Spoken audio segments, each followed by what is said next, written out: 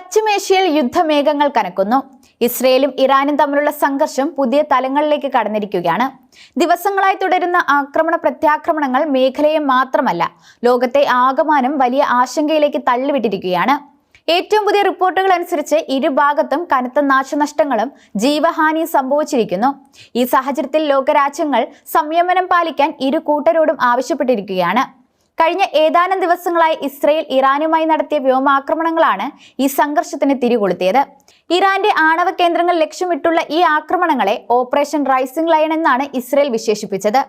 Israel പ്രതിരോധ സേനയുടെ കണക്കനുസരിച്ച് 330-ലധികം മിസൈലുകൾ ഉപയോഗിച്ച് 100-ലധികം ലക്ഷ്യസ്ഥാനങ്ങളിൽ ഇറാൻ ആക്രമണം നടത്തി. ഇറാന്റെ ആണവ പദ്ധതിക്ക് തടയിടുക എന്നതായിരുന്നു ഇതിന്റെ പ്രധാന ലക്ഷ്യം. നദൻസിലെ ആണവ സമ്പുഷ്ടീകരണ പ്ലാന്റിന്റെ ഗുരുതരമായ നാശനഷ്ടങ്ങൾ സംഭവിച്ചതായും മറ്റ് ആണവ കേന്ദ്രങ്ങളിലും ആക്രമണങ്ങൾ നടന്നതായും റിപ്പോർട്ടുകളുണ്ട്.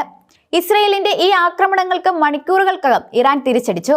ഇസ്രയേലിന്റെ പ്രധാന നഗരങ്ങളായ ടെൽ അവീവ്, ജെറുസലേം എന്നിവിടങ്ങളിലേക്ക് മിസൈലുകൾ വർഷിച്ച് ഇറാൻ ശക്തമായ പ്രത്യാക്രമണം നടത്തി.